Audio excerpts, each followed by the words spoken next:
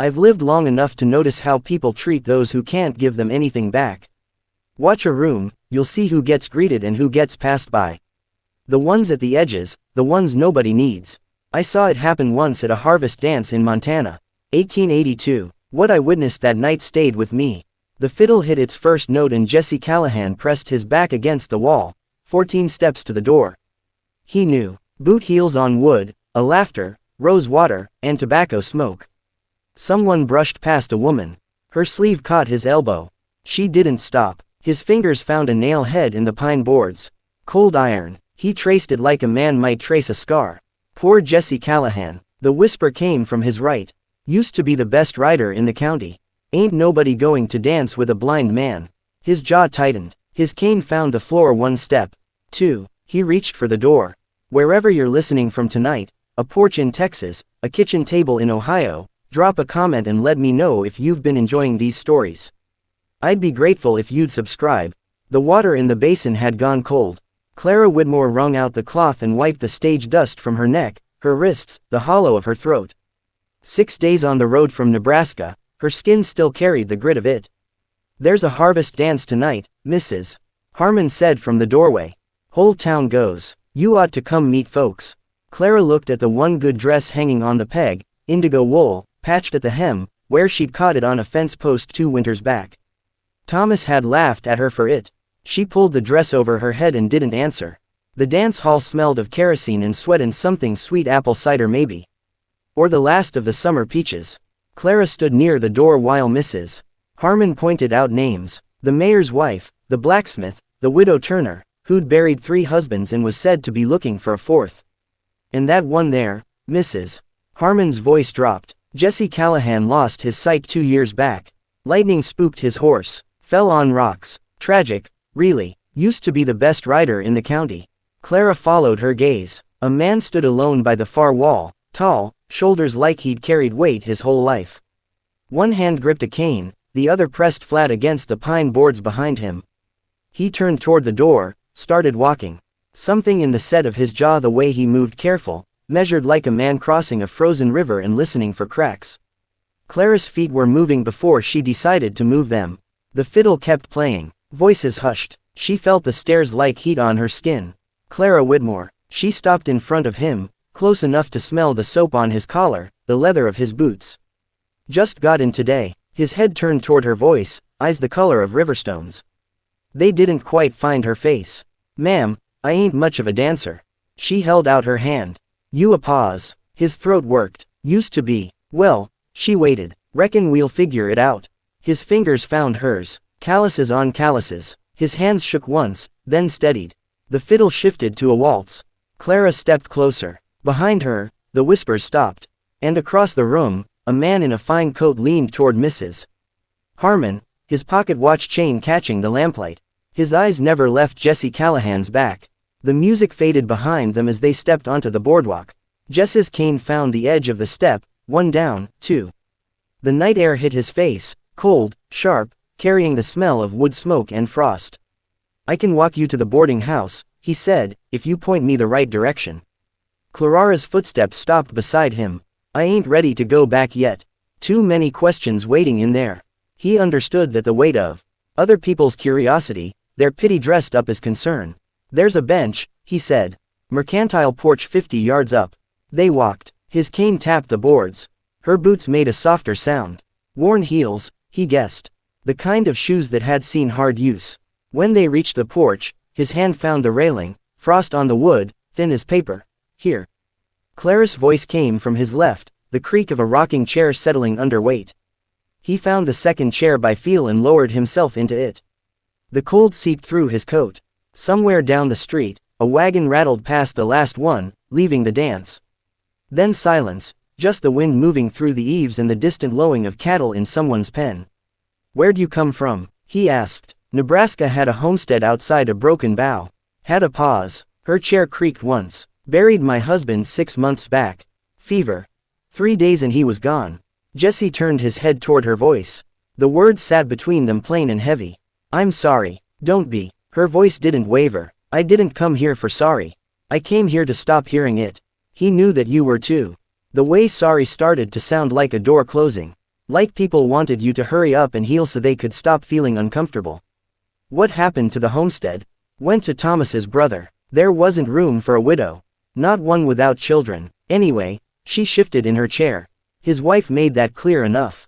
The wind picked up. A shoe-tooter rattled somewhere down the street. Jesse pulled his coat tighter and waited.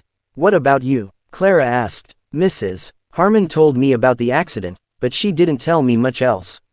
Jess's finger found the head of his cane. Smooth wood worn by 2 years of use. His father's cane. Before that, handed down like everything else that mattered child. Horse through me. Lightning storm 2 summers back. Hit my head on a rock when I fell. He kept his voice flat. Facts. Nothing more. Woke up 3 days later and everything was black. Doctor said the swelling might go down.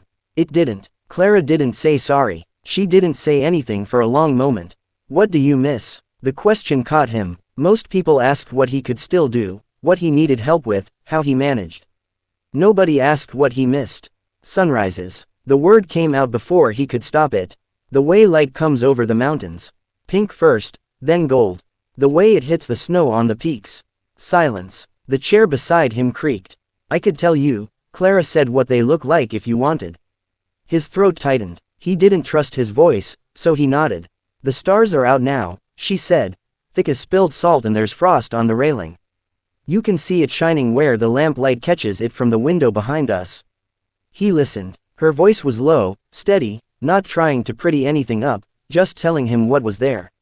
The mountains are just shapes right now, dark against darker, but you can see where the snow line starts. It's like someone drew a white line across the ridges. Jesse leaned back in his chair. The cold didn't bother him as much now. You've got a good eyes, he said. I've got 2 of them. Figured I might as well use them. He almost laughed. The sound caught in his chest like something long unused.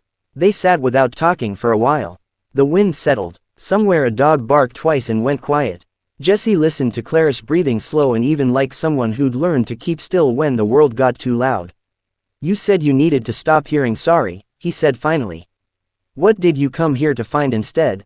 Her chair stopped rocking. I don't know yet. Something different. Somewhere nobody knows my name or my story. A pause. Somewhere I can figure out what comes next without everybody watching to see if I fall apart. Jesse nodded. He understood that better than he could say. It's cold, Clara said. I ought to get back. He stood. Old habit made him offer his arm the way his father had taught him, the way a gentleman did. Then he remembered his hand dropped. I ain't got good eyes in the dawn either. Claire said. Her fingers found his elbow. You mind? He didn't answer. Just started walking. The boardwalk stretched ahead of them. His cane found the rhythm. Her boots kept pace beside him. At the corner, she guided him left with a slight pressure on his arm. 2 steps down here, she said. He took them. Didn't stumble. You know your way around pretty well, she said, for a man who can't see. I've had 2 years to learn the town by feel. What about your place, Mrs. Harmon said. You've got a ranch 5 miles out. Jess's jaw tightened. I've got a land. Whether it's still a ranch is another question. They walked in silence. The boarding house came up faster than he expected. The smell of wood smoke and cooking grease, the creak of a screen door in the wind. This is it, Clara said. She let go of his arm. Jesse stood on the bottom step. His cane found the railing. Thank you, Clara said, for the dance and the rest. You're the one who crossed that floor, not me. I reckon we both took a chance. He heard her boots on the steps. The screen door opened. Miss Whitmore, she stopped. That sunrise, he said. The offer still stand. A pause. Then I'm up early. You tell me where to find you and I'll be there. The door closed behind her. Jesse stood in the dark, the cold seeping into his bones, and tried to remember the last time someone had offered him anything that wasn't pity. The walk back to the livery where he'd left his horse took longer than usual. His mind kept circling back to her voice. The way she described the stars. The way she didn't flinch when he told her about the accident. He was halfway to the stable when he heard footsteps behind him. Heavy boots. A man's stride. Callahan. He stopped. The voice belonged to Gideon. He'd know that honeyed tone anywhere. Word travels fast, Gideon said, stepping closer. The whole town's talking about you and that widow. You might want to be careful there, Jesse. A blind man's got enough troubles without adding a woman to the list. Jess's hand tightened on his cane. What do you want, Gideon? Just being neighborly. The smile was audible. But since you ask, I've been meaning to talk to you about that land of yours. Winter's coming. Man in your condition ought to think about his options. The footsteps retreated, a door opened and closed somewhere down the street. Jesse stood alone in the dark. Gideon's words hanging in the air like the first cold breath of a coming storm. The livery horse was a bay mare with a crooked blaze in a habit of pulling left. Clara kept a steady hand on the reins as the road wound out of town, past the church with its whitewashed steeple, past the cemetery on the hill, past the last cluster of houses where smoke rose thin and gray against the morning sky. 5 miles. Mrs. Harmon had given her directions over breakfast, her voice carrying that particular mix of curiosity and disapproval. I don't know what you're thinking. Going out there alone, a young widow visiting a bachelor. People will talk. Let them talk. Clara had stopped caring about that the day she buried Thomas. The Callahan ranch came into view around a bend in the road. She pulled the mare to a stop and looked. Fence posts leaning like drunk men, rails down in 3 places she could count from here. The barn door hung crooked on its hinges. Weeds choked the garden plot beside the house, what had once been a garden. Anyway, now it was just a tangle of dead stalks and frost-blackened leaves. The house itself sat low and dark. No smoke from the chimney, no lamp in the window, but there was sound. A rhythmic thunk coming from somewhere behind the barn. Clara nudged the mare forward. Jesse stood by a stump, axe in hand. He'd stripped down to his shirt sleeves despite the cold. His breath came out in white puffs as he swung. The blade hit the wood with a crack that echoed off the hills. He reached down, found the split pieces by feel, and set another log on the stump. Thunk. His aim was perfect. Every stroke landed true. Clara dismounted and tied the mare to a fence post that still had some strength in it. Her boots crunched on the frozen ground. Jess's head turned at the sound. Who's there? Clara Whitmore. He lowered the axe. Sweat darkened his collar despite the chill. His chest rose and fell. Breath evening out. You're a long way from town. Miss Whitmore. 5 miles ain't far. She looked around at the state of things. The rust on the hand pump by the well. The pile of unsplit logs that would take him weeks to work through alone. Mrs. As Harmon says, you're stubborn as a mule and twice as dumb. A sound came from his throat. Almost a laugh. She ain't wrong. Clara walked closer. The smell of fresh cut wood hung in the air, sharp and clean. Jess's hands gripped the axe handle, rope-burned palm. She noticed calluses thick as leather. I need work, she said. You need hands. That ain't charity. It's a trade. His jaw tightened. The axe swung down and buried itself in the stump. I don't need help. The fence says different. So does that barn door. So does the garden that's gone to seed, and the cattle I can see wandering loose on that far ridge. Jess's head turned toward the ridge she'd mentioned. His nostrils flared slightly like he was testing the wind. How many head you count? Clara squinted. The cattle were small shapes against the brown grass clustered near a stand of cottonwoods. Maybe 30. Hard to tell from here. 31. He tilted his head, listening to something she couldn't hear. One of them's got a wheeze. Third from the left of that big tree. Hear it? She strained her ears. Nothing but wind. She'll need watching, Jesse said. Lung trouble gets worse in the cold. Clara stared at him. How in the ears work fine, ma'am. He pulled the axe free from the stump. Eyes are just one way of seeing. She let that sit for a moment. The wind picked up, carrying the smell of coming weather. Something metallic, something cold. You know anything about cattle? Jesse asked. Some. We had a small herd back in Nebraska. Fencing. I can learn. He said nothing for a long moment. His hand found the axe handle again, fingers wrapping around the worn wood. One day, he said finally. You work one day. If you can't keep up, you go back to town and don't come out here again. Fair enough. Tools are in the barn, left side. 3rd shelf from the bottom.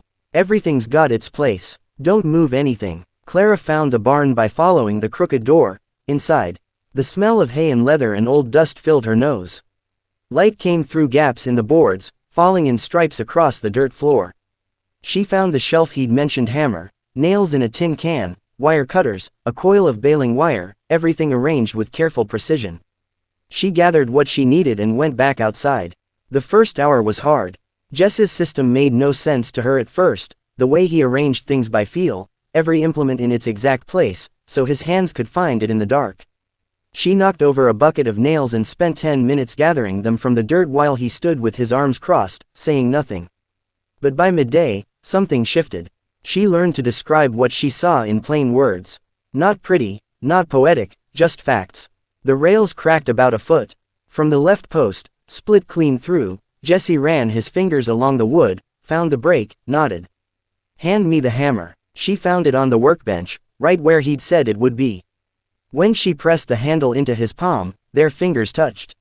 His hand was warm despite the cold. He didn't pull away. Hold the rail steady, he said. I'll feel for the nail. She braced the wood while he drove the nail home. 3 strokes. The sound rang out across the empty pasture. They moved to the next section, then the next. Clara's shoulders burned. Blisters formed on her palms where the rough wood scraped against skin gone soft from months of inactivity. She didn't complain. The sun was low when they finished 20 feet of solid rail. Standing straight for the first time in what looked like months, Jesse ran his hand along the top rail, testing his fingers found the joints where they'd spliced new wood to old. Not bad, he said. Not bad. Clara wiped her forehead with her sleeve. I've got blisters on my blisters. That'll toughen up. He turned toward the house. There's coffee inside. Stove's cold, but I can get it going. The cabin was dark and close. She could make out a table, 2 chairs, a bed pushed against the far wall, everything neat, everything in its place. The iron stove sat cold and black in the corner. Matches are on the shelf above the basin, Jesse said. Kindlings in the box beside the stove. She found both. The match flared bright in the darkness, and for a moment she could see his face clearly, the lines around his eyes, the set of his mouth. He stood very still, head tilted, listening to the sound of her moving through his space. The kindling caught, smoke curled up the chimney. I'll be back tomorrow, Clara said. Jesse didn't answer right away. He stood by the stove, warming his hands over the growing flame. That cow with the wees, he said finally. She's got a calf, young one. If the mother goes down, the calf won't make it through winter alone. Clara understood what he wasn't saying. The question underneath the words, then I reckon we better make sure she doesn't go down. She was almost to the door when his voice stopped her. Miss Whitmore, that man at the dance, the one in the fine coat, he say anything to you? Clara's hand rested on the door frame. The cold seeped in through the cracks. No. Why? Jess's face was half in shadow, half lit by the glow of the stove. No reason. Just be careful of what you say to folks in town. Not everybody wishes me well. The coffee was hot and bitter. Clara wrapped her fingers around the tin cup and let the warmth seep into her bones. The porch boards creaked under the rocking chair as she settled into the rhythm of morning. 2 weeks now, 2 weeks of riding out at first light, working until her shoulders ached, learning the shape of a blind man's world. Jesse sat in the chair beside her, his own cup balanced on his knee. Steam rose into the cold air. Neither of them spoke. They didn't need to. A sound came from the pasture. Hoof beats, slow and uneven. Jess's head turned toward it before Clara even registered the noise. That's Bessie coming in, he said. Hear how she favors the left front. Has since she was a calf. Stepped in a gopher hole when she was 6 months old, never quite healed right. Clara squinted at the approaching shape. A brown cow with a white patch on her flank, walking with a slight hitch in her gait. How do you tell them apart? By sound, smell, the weight of their step. Jesse took a sip of his coffee. Every animal's got a signature. You just have to learn to read it. The cow reached the fence and stopped. Her big brown eyes fixed on Jesse. She lowed once, a deep rumbling sound. She's asking for grain, Jesse said. Spoiled thing. My mother used to handfeed her when she was small. Clara watched the cow wait at the fence, patient and expectant. Your mother raised half this herd. She had a way with animals. Could calm a spooked horse just by talking to it. Jess's voice went flat. She passed 6 years back. Fever. Clara nodded even though he couldn't see it. Fever doesn't care who it takes. No, it doesn't. They finished their coffee in silence. The sun climbed higher. The frost on the grass began to melt, releasing the smell of wet earth and dead leaves.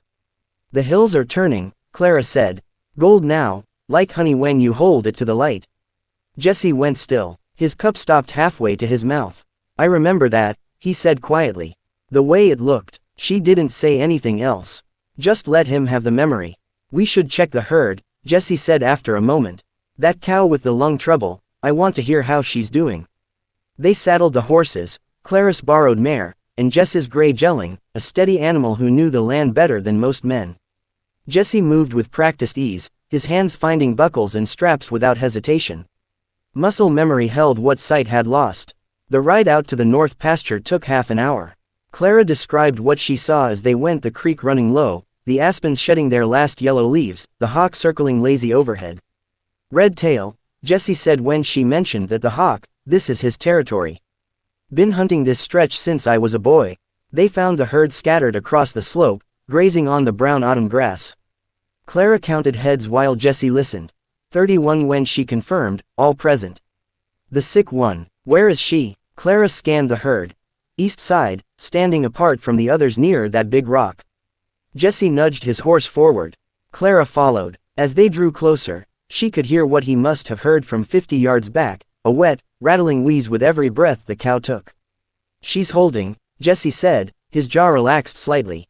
Not worse than yesterday. What do we do for her? Keep her fed, keep her calm. Watch the calf. He turned his head toward a smaller shape standing close to the sick cow's flank. If she goes down, we'll have to bottle feed. You done that before. We had a few orphans back in Nebraska. Good. They sat on their horses, watching the herd settle into the afternoon. The wind moved through the grass, bending the stems in long, slow waves. Jesse dismounted suddenly. Clara watched as he crouched, his palm hovering just above the ground. Feel this, he said. She swung down from her saddle and knelt beside him. The grass moved under her fingers, all pointing the same direction. Storm coming, Daisy said. Soon, maybe before the week's end, the cattle know. See how they're drifting east, moving toward the sheltered ground.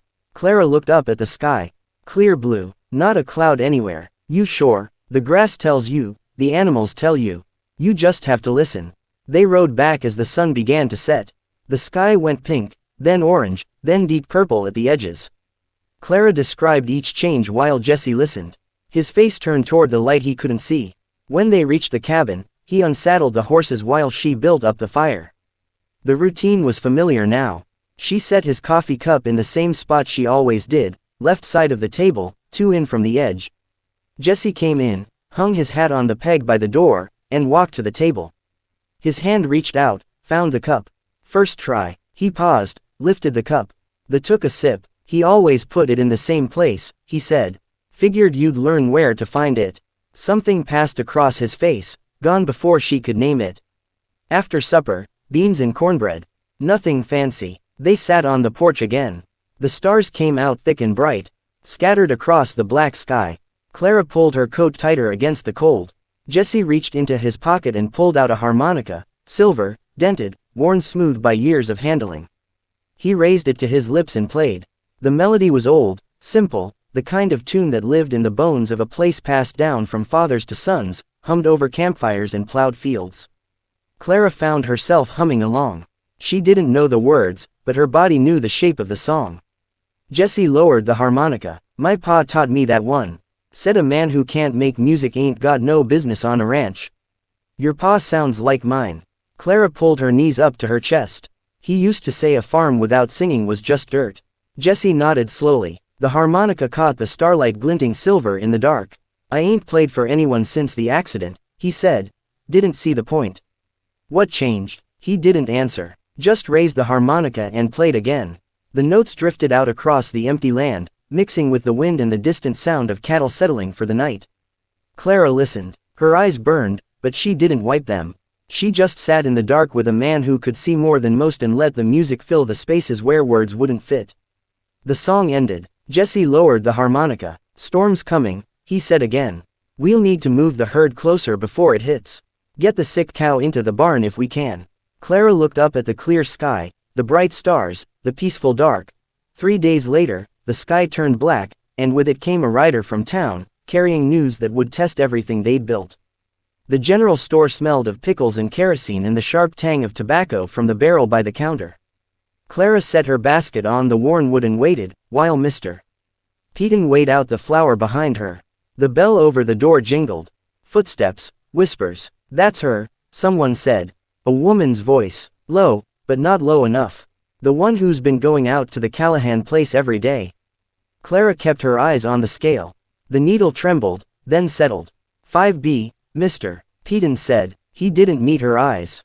Anything else? Coffee, salt, a tin of lard. He gathered the items slowly. The whispers continued behind her. A constant murmur like water over stones. Mrs. Harmon appeared at her elbow. The older woman's face was pinched with concern, or something that wanted to look like concern. People are talking, dear,